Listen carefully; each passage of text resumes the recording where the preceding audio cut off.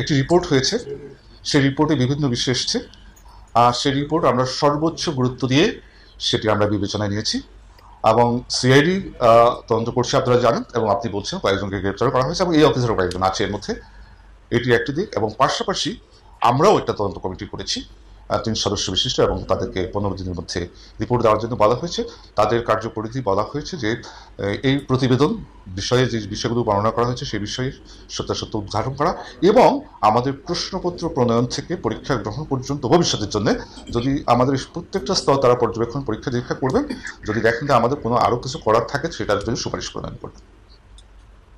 যে পরীক্ষাগুলো হয়েছে এই পাস করা প্রশ্নে আমাদের বলা হচ্ছে, সেই পরীক্ষাগুলোর বিষয়ে আপনারা আমরা তো ওই পরীক্ষাগুলোর বিষয়েই আমরা তদন্ত করার জন্য আমরা কমিটি করেছি।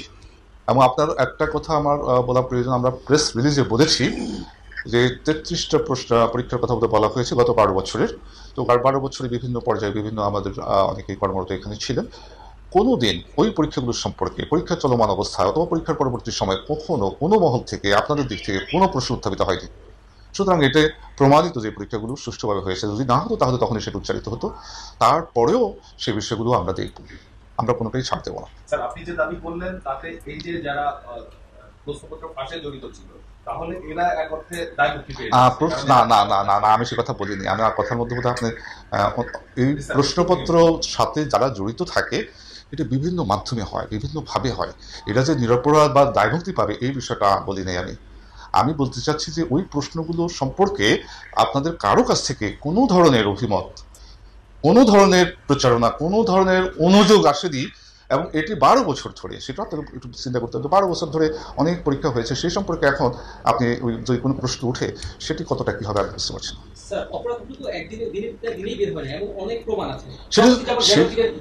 সেটি যদি প্রমাণ হয়, কোনো অপরাধ যদি প্রমাণ হয় এবং সেটি যদি পিএসসির এখতিয়ারভুক্ত হয়, তাহলে আইনে যা ব্যবস্থা নেওয়ার বিধান রয়েছে তার সর্বোচ্চ ব্যবস্থা পিএসসি নিতে পারে, প্রস্তুত। এটা 12 বছরে তো আমি এক কথাই বললাম যে যখনই ধরেন কোনো পরীক্ষা অনুষ্ঠিত হয়, যদি সেখানে কোনো অনিয়ম হয় তাৎক্ষণিকভাবে সেই বিষয়গুলো আপনাদের মাধ্যমে হোক, পরীক্ষার্থীর মাধ্যমে হোক বা বিভিন্নভাবে আসে। তো এতদিন পরে হঠাৎ করে ওই পরীক্ষাগুলোর প্রশ্ন কাঁদলে আপনি সেই সময়ের পরীক্ষাগুলোর প্রমাণ কিভাবে হবে? আমাদের পরিপূর্ণ বিষয়টাই তদন্তের মধ্যে আছে। আমাদের তদন্তের ভিতরে পরিপূর্ণ রিপোর্টটাকে আমরা দিয়েছি, বহু কোড আর কোড করে যে এই বিষয় সম্পর্কিত। আপনাদের সাবেক একজন ড্রাইভার আবেদন, তিনি বলেছেন যে তিনি প্রশ্নপত্র ফাঁস করে যে অর্থ উপার্জন করেছেন তা দিয়ে তিনি আল্লাহ রাস্তায় তিনি ব্যয় করেছেন। কত টাকা উপার্জন করেছেন কি সেটা সেই প্রশ্ন আমরা না যাই, এরকম সুযোগ আছে কিনা একটা ড্রাইভার সে এই পুরো প্রশ্ন ফাঁস প্রক্রিয়ার সঙ্গে যুক্ত, আপনার সময় হয়তো সে তার দায়িত্ব পালন করে নাই, আপনি এই বিষয়টা নিয়ে বিব্রত কিনা? যে কোনো ঘটনা আমাদের এই পিএসসি কেন্দ্রিক যদি সেটি নেগেটিভ কিছু হয়, অবশ্যই আমাদের জন্য সেটি দুঃখজনক, কষ্টকর, যে করুক না কেন। তো যেটা আপনি বলছেন, আমি আমাদের প্রক্রিয়াটা আপনাকে বলতে পারি, আপনারা বিচার করতে পারেন যে কতটুকু কি সম্ভব।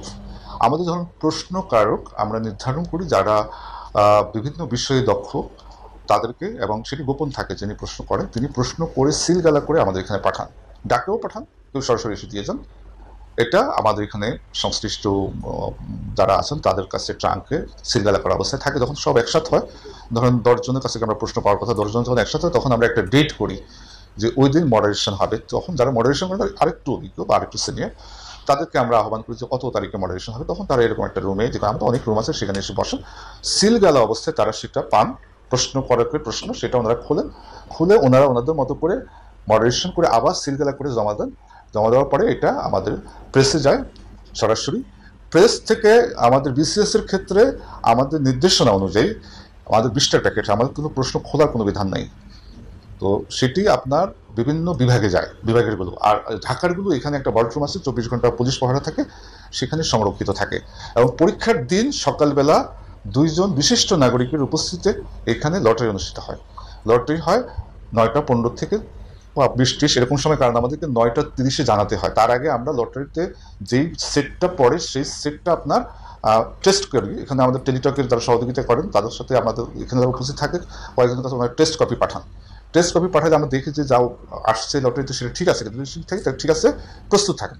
9:30 আমরা সেটি আমাদের বিভিন্ন ক্যান্ডিডেট যাদের কাছে পাঠানোর কথা পাঠিয়ে দিই। তখন 6 সেটের মধ্যে একটা সেট নির্ণীত হয়। আর নন ক্লিয়ারের ক্ষেত্রে আলোচ্য পরীক্ষার ক্ষেত্রে যেমন 4টা সেট থেকে একটা সেট, এটি লটারি হয়েছে 9:25 এবং 9:30 আমরা সমস্ত ক্যান্ডিডেটকে জানিয়ে দিয়েছি। স্যার